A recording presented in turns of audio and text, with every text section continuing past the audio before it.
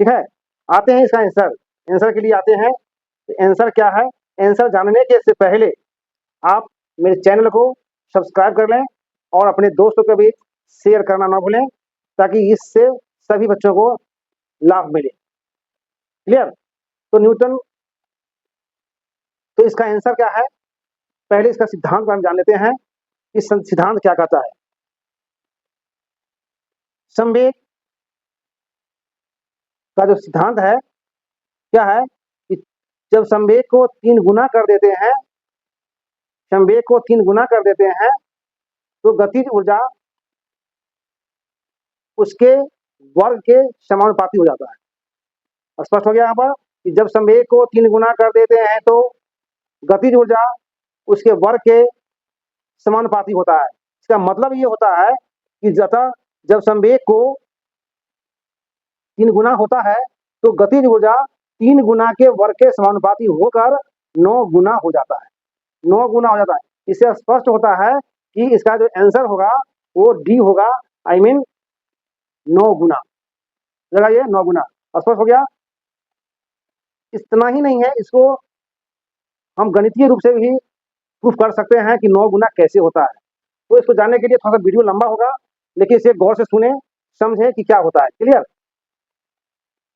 तो हम न्यूटन के गति के दूसरे नियम से हम जानते हैं कि संवेग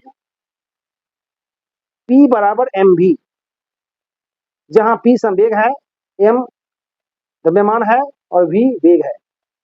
क्लियर?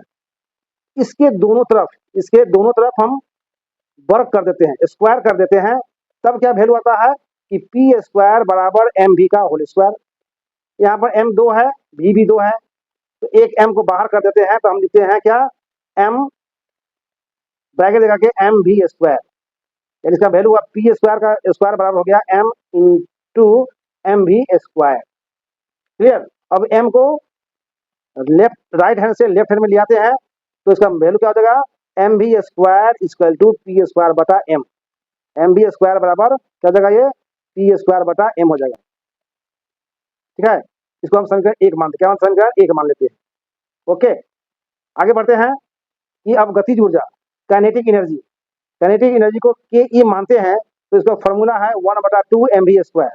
1/2 mv स्क्वायर होता है, यानी ई के बराबर 1/2, और mv जो है mv स्क्वायर के बदले में हम समीकरण 1 में दिया हुआ है पी स्क्वायर बटा एम। mv स्क्वायर का मान आया है, पी स्क्वायर बटा एम आया है, तो यहाँ पर डाल देते हैं 1/2 गुने पी स्क्वायर बटा एम हो गया, यानी ई के बराबर 1/2 गुने पी स्क्वायर बटा एम हो गया। ये हमको समीकरण 1 से प्राप्त हुआ है। ठीक है, यानी हो गया ई के बराबर एक पी स्क्वायर बटा 2m, पी स्क्वायर बटा 2m। इसको हम समीकरण 2 मान लेते हैं। क्या मतलब समीकरण 2 मान लेते हैं। अब आइए यहाँ पर संवेग को, मैंने प्रश्न जो कर रहा है, क्वेश्चन जो कर रहा है कि आपको यदि संवेग को 3 गुना करने पर जो नया गतिज ऊर्जा, न्यू काइनेटिक एनर्जी फॉर्म होता है, उत्पन्न होता है, वो होता है क्या? 3p का होल स्क्वायर बाई 2m। 3 क्या है? तो तिगुना किया, क्या तिगुना किया है, यहाँ पर p क्या है? संवेग है, यही 3p हो गया। 3p का स्क्वायर बाई 2m। ठीक है, इसको अब वर्ग को हटाते हैं, स्क्वायर को हटाते हैं, तो 3 3 9, P square by 2m, P square by 2m हो गया ये मान। अब यहाँ पर क्या है? P square by 2m, P square 2m समीकरण 2 में दिया हुआ है, पी स्क्वायर बाई 2m ई के बराबर है। इसका है ई के बराबर है, तो यहाँ पर हम इसके बदले में ई के लिख देते हैं। तो के ई डैश माने न्यू गतिज ऊर्जा बराबर 9 गुने ई के, माने जो पहले गतिज ऊर्जा था उससे के 9 गुना हो गया, यानी ई के डैश बराबर 9 ई के, यही मेरा 9 गुना हो गया। यानी कि जब संवेग को 3 गुना करते हैं तो गतिज ऊर्जा 9 गुना हो जाता है। यदि इसमें कोई समस्या हो, समझने में कोई प्रॉब्लम होती है, तो आप निश्चित रूप से मेरे कमेंट बॉक्स में लिखें, मैं आपका जवाब दूंगा।